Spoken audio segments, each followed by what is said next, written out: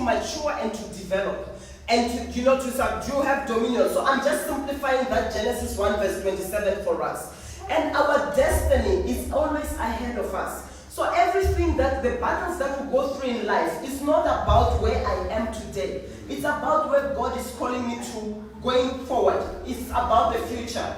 So the devil does not fight what I have today. It's nothing. He's fighting what he can see God has put aside for me up ahead. So we need to be very careful and be very wise. The word of God says, let us be wise as serpents and humble as doves. It does not say, let us be backward. It says, let's be wise. Praise the name of Jesus. Amen. And then I just also want to say to us, just to share with us, what is backwardness? Backwardness is an evil, very, very evil spirit. It's a spirit that the enemy uses against the children of God. It's a spirit that the devil really, it's a very strong weapon that if you're not aware, you can even think to yourself that it's just a way of life, and it's not like that. God has not called us to go backwards. God has not called us to move in reverse. He has called us to move forward. God has called us and ordained us to be progressive, to mature, to develop, to grow in every sphere of life. When I talk a sphere of life, I'm talking finances, I'm talking health, I'm talking marriage, I'm talking work, I'm talking business, I'm talking ministry, I'm talking about anything that concerns me as a person, as a whole. God has called us to be forward, not to be backward. So like I said, backwardness is a demonic spirit that has placed many people in and their families in a place of limitation. Sometimes you see yourself, for example, you are back at home. Sometimes you may have dreams like that. You see yourself, I'm from Limpopo, so I may see myself back in my mother's yard. It's not my portion. I've not been living there for over 16 years. For over 18 years, I've not been there. So there is no way I can be seeing myself there. Sometimes you were in a love relationship before you got married.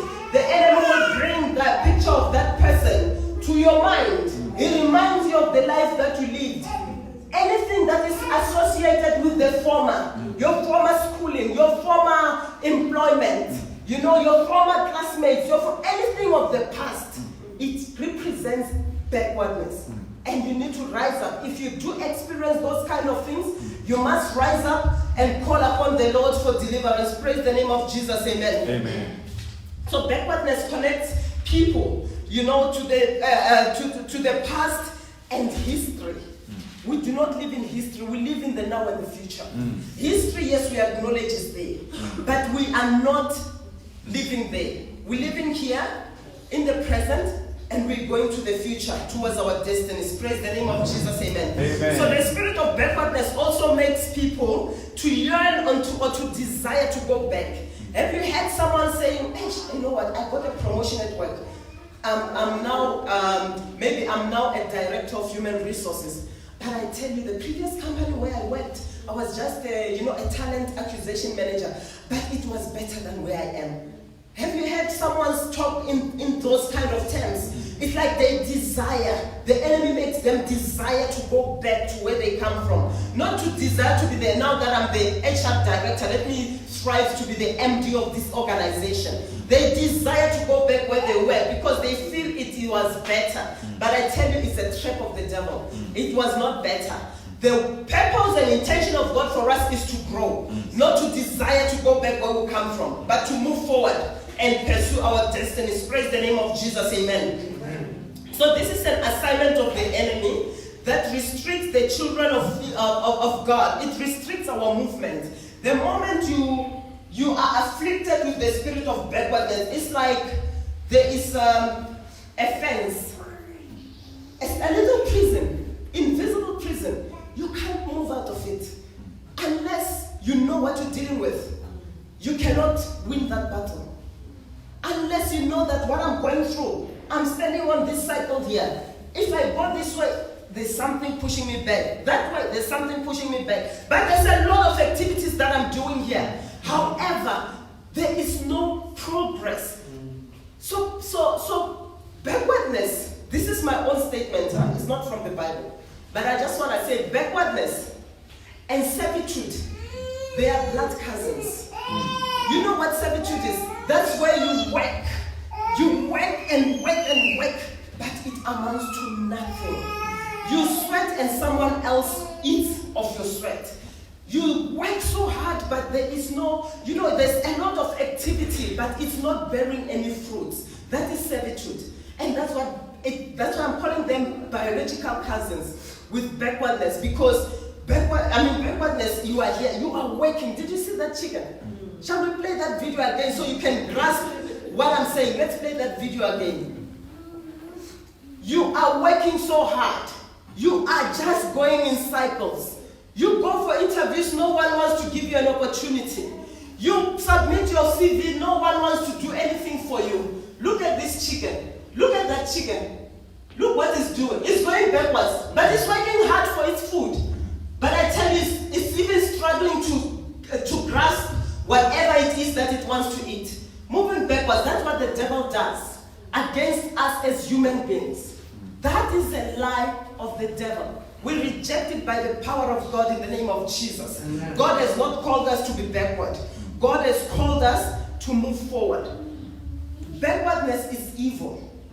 Backwardness is a wilderness of non-achievement. Where I saw myself 7 years ago is where I am back right now. If 7 years ago I was unemployed, it means I'm still unemployed. If 7 years ago I was struggling to pay my rent, it means I'm not even struggling to pay my rent right now. I have been evicted out of my house. It makes things worse than where you come from. Right. Does that make sense? Backwardness makes things for you worse than where you've been in the past. So it puts you in a wilderness of going or moving in reverse, continuously moving in reverse.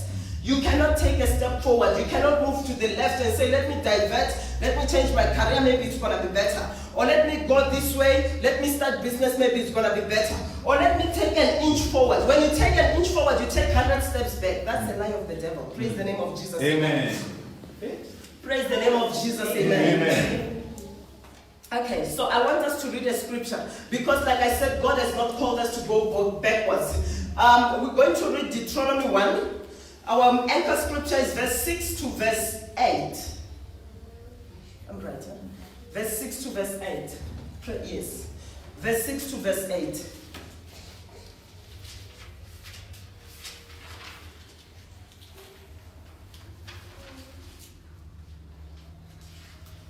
So, here we see Moses talking to the children of Israel. And when you read from verse 1, he says to them, the Spirit of God says, you've been here for a while. We have fought some kingdoms and we have overcome. It's now time for us to move. We cannot be held in one place. It's now time for us to move. So when we read, move beyond the Jordan. So when we read verse 6, it says, the Lord our God said to us in Horeb, you have stayed long enough at this mountain. Turn and take your journey and go to the hill country of the Amorites and to all their neighbors in the Arabah, in the hill country, and in the lowlands, and in the Negev, and by the sea coast, the land of the Canaanites and Lebanon, as far as the great river, the river Euphrates. See, I have set before you a land. I have set the land before you. Go in and take possession of the land that the Lord swore to your forefathers, to Abraham, to Isaac, and to Jacob, to give them to their offspring after them. Praise the name of Jesus. Amen. Amen. So the children of Israel were in the wilderness. Remember, they've been in this place for 40 years. A journey that could have taken 40 days took them how long? 40 years. Servitude, moving around, thinking you are progressive, but you are actually in the wilderness where you are just moving around and things are not moving. You are a busybody. Can I use that word? You become a busybody. They say there's something here. Let me try it. There's something that side. Let me try it. Maybe it will work. You put your energy to a whole lot of different things, but nothing works. So the children of Israel were in the wilderness. Just like the children of God, some of the children of God may be in the wilderness today. And when you are in a wilderness, it becomes very difficult for you to move an inch. I mean, an inch is like, that's an inch.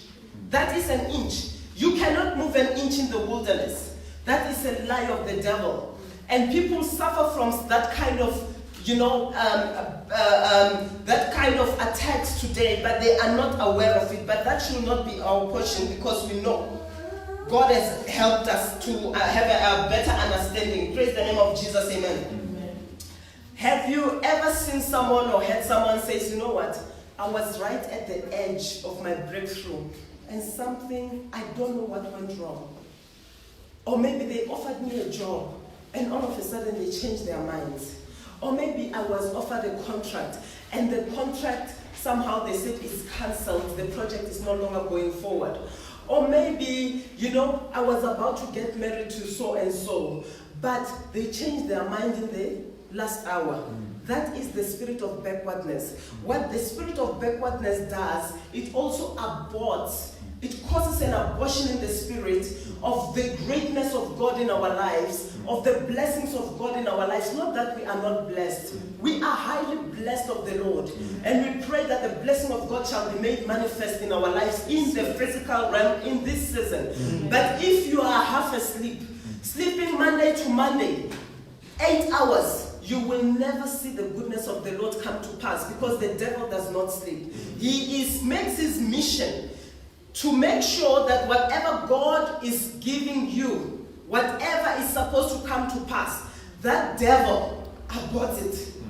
It is the mission of the devil to abort it. Mysteriously, you say, I had so much money in my hands. I can't even show you what I did with it. I can't point, maybe I bought a TV, but all I can say is I went to a restaurant with friends, we ate, we had a good time. But even so, it was too much for it to have been squandered in that manner. The devil aborts the goodness of the Lord in our lives. Praise the name of Jesus, amen. So what happens when you're going through the spirit of backwardness is your situation gets worse and worse and worse by the day. It does not get better. There is no relief for you coming. But as we read the word of God, Moses was saying to the children of Israel, the Spirit of God instructed him to tell them that we have been in this wilderness for a long time. It's now time for us to move. Another version, it says, in my Bible, it says, break camp. Break camp. Which means, is that what it says here? Yes. Break camp and advance into the hill country of the Amorites. Go to all the neighboring peoples in the Arabah, in the mountains. And when it goes on, it talks about the land of Canaan. I tell you, that's a land of milk and honey. That is a land of fruitfulness. Anything good that you can think of is in that land. It's a representation of something great in our lives, even today. So it was very important for the children of Israel to break camp. When you break camp, what it all means is that I'm not coming back here. If I leave my tent, if I leave my house that I dwelt in the wilderness, there is an opportunity that when I meet a challenge up ahead, no matter how great it may be, if there's a small challenge, I may just go back. So that's why the word of God says, break camp. Because there shall never be a trace of the wilderness that I went through. There shall never be a trace. And there shall never be an opportunity for me to want to go back. You remember that example I gave? I said someone was an HR manager. All of a sudden they're a director. But I feel like where I was, it was better. It's a lie of Satan. That is a lie of the enemy. It's not our portion. It's not my portion. It's not your portion. It's not any of our children's portion. Praise the name of Jesus, amen. Amen. So I want to share quickly the purpose of the enemy when he uses this kind of, affliction over the children of God. The devil has a purpose. Remember, God wants us to be prosperous. We talked about that at length last week. And I just want to say, the enemy also has a purpose. The purpose of the enemy, according to Luke 10 verse 10, is to kill, steal, and to destroy. But Jesus came to counter that. Praise the name of Jesus, amen. So I just want to say that, the enemy sets up strongholds in the victim's mind. So the battle starts here. in our minds. Before it manifests in the physical, it starts in the mind. Then it gets conceived in the spirit. Then it manifests in the physical. Praise the name of Jesus, amen. But that shall never be our portion. So the battle starts in the mind, so that the victim, which is those people that are afflicted by this evil spirit of backwardness, they can go through repeated failure and backwardness. So it is a spirit that repeats the same thing. If you have failed before, you will fail again. If you have lost something before, you will lose something again. If you have gone through this challenge before where you were rejected before marriage, you will go through it again. Why? Because it's holding, it's like an anchor. It's an evil anchor that will hold your hand like this. You can't move. It is holding, it's got its grip on you. The only thing you can do is just run backwards, and that's not your portion. Praise the name of Jesus, amen. Amen. So this spirit of servitude, of backwardness, what it does is it binds and cages our destinies. Your destiny is greater than where you are today. But what the devil will do is to bind and cage it and put a limitation. Imagine a ceiling. Put a ceiling and say you can't move beyond this. You cannot move beyond this. The best you can do is go back. That's what the devil does. But he is defeated. The moment we know what we are dealing with, it means we have victory. Half the victory is won. Amen.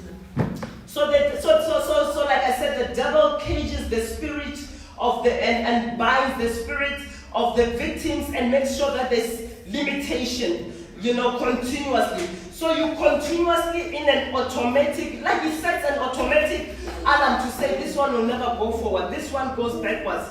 And I just believe that, God will help you realize those trends in your life and refuse for you to agree with it and to say it is a way of life, because it's not. People say I have failed, this is not working, it's just my life of warfare. I used to say the same. I used to say, hey, when you say, how are you? I would say my life, my life of warfare. But I reject it. And my life is no longer a life of warfare. Praise the name of Jesus, amen. So what the devil does is he puts limitation in your maturity as a person. Maturity in the things of God, maturity in the social sphere, maturity at home, at work. Everything just feels like you are going backwards. You're not maturing. You're still where you were 20 years ago. You're still where you were 15 years ago. You still see the things and perceive things the same way that you did when you were still much younger. It's not your portion. Praise the name of Jesus, amen. And then it also hinders people from developing. Everyone wants to develop themselves and be better at what they do. And be better, at everything that has to do with their life. For me, as a person, I want to be better as a wife. I want to develop and be better as a mother. I want to develop and be better in business, in everything that I do. And in ministering the gospel of Christ, I want to develop and be better. But let me tell you, when the spirit of backwardness comes, it puts laziness into a person to even develop and, reach your greatest. Be the greater version of you. That's what it does. But let me tell you, God has a solution for us. Amen. He says we must progress. Here Moses told the children of Israel in Deuteronomy 1 verse 6 to 8, he says, we have been here long enough. You have been here long enough. You need to break camp and move forward. Break camp and move to the other side of the Jordan. That's what the word of God says. So even us as children of God today, taking that word, we say we're breaking camp. We shall no longer dwell where we are. We break camp and move forward. We do not want to go backwards like we saw on that video. We want to move forward because God has commanded us to be fruitful, to be progressive, to subdue and have dominion. You cannot have dominion. What are you having dominion on when you're walking backwards? What are you subduing when you're walking backwards? What are you governing when you're walking backwards? Probably governing backwardness and servitude. Because you shall work like an elephant, eat like an ant. It's not your portion. Praise the name of Jesus. Amen. Amen. So, the people that are under the influence or under the attack of backwardness, they are always starting over things do not work. So every time you think you're moving forward, you start all over again. You think to yourself, oh, maybe this is where my breakthrough is. You get there and you realize there's nothing. What do? You start from the beginning. So it shows you that there's lack of progress. There is lack of, you're not going forward. You're just moving in reverse. You cannot take a step forward. Every time something great is about to happen, you move back. You start all over again. And time is not with us, people of God. We need to pray for God to deliver us. And God knows that we do not live 1,000,000 years. God knows that we do not live 130 years. He knows that this is our season to flourish. This is our season to be fruitful. This is our season to develop, to mature, and to be progressive in life. Praise the name of Jesus. Amen. So these people that are under this affliction, they never ever make real progress in their lives. You can see a person is busy, man. They are busy. But let me tell you, without the grace of God, they will never make real progress. They can work and not sleep. They can study and acquire those degrees, but it will not speak for them. They will, when they go applying for employment, someone who's just matric will get employed in that position. You with your master's, with your MBA, with your doctorate, you will not get employed. They will always tell you you are overqualified. You do not have enough experience. You are underqualified. You are this, you are that, and that. It's a lie of the devil. We need to deal with that devil decisively and make sure that he never rises up again. Praise the name of Jesus. Amen. Amen. But guess what? God has a solution for us. The devil does not have a final say in anything that concerns us as children of God. The moment we said yes, we receive Christ as our Lord and Savior, we have greater benefits before the Lord. And God fights for us. When you read the word of God in Psalm 35, it says, contend, O Lord, with those that contend with me. So here, when we say those that contend with me, we know we're talking about backwardness. So we say, contend, O Lord, with the backwardness that contends with me. Fight against them that fight against me. Because they are fighting against your progress. Backwardness is a spirit that fights against you moving forward, against your progress. So you rise up as a child of God and say, I will not go backwards, for God is my Savior. And you quote scripture. Remember, there's power in scripture. Don't just go and start saying empty words. No. Quote scripture. Pray the scripture back to God, and God will deliver us. Praise the name of Jesus. I just want to make a reference to the story of Joseph. I love this story of Joseph, and it's speaking so much to me in this season. You know, I think it's been about a month now that I've been pondering on this. Joseph had dreams. There were two dreams about how great he was going to be. But Joseph, he made a big mistake. And I think it was, I see it as a mistake, but I think it was divinely ordained for God to fulfill the testimony. Praise the name of Jesus, amen. He made sure that he shared the dreams with who?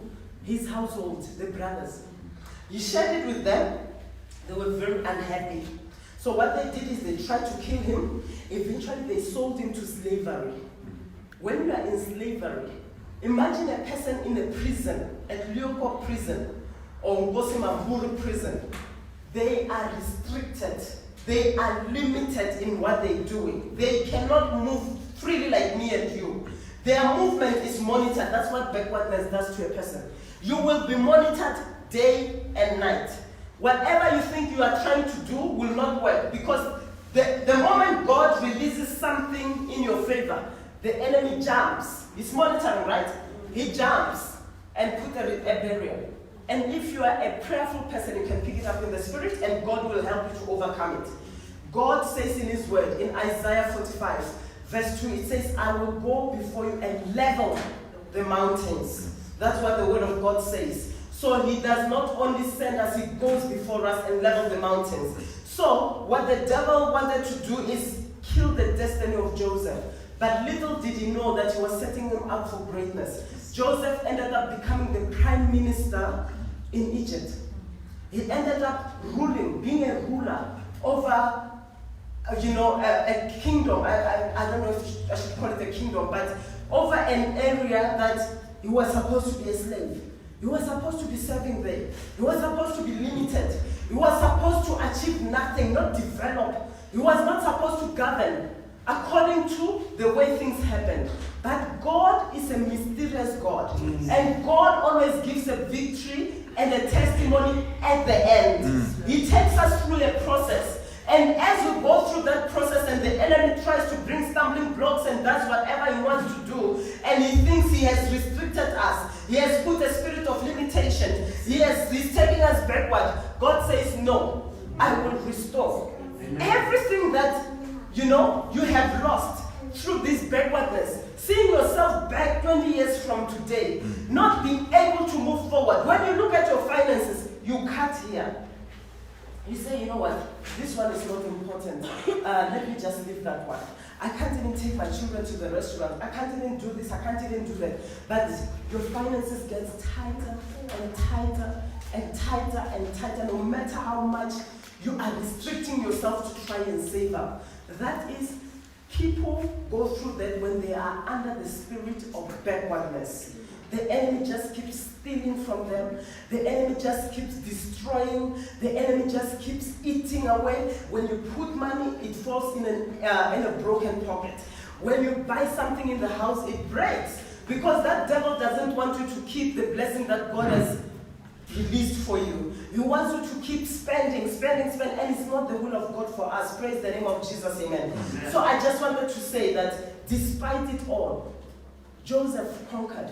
Joseph, the dreams that God showed Joseph, or those visions, they manifested in the physical. And the brothers eventually came and bowed before him, and he never rejected them.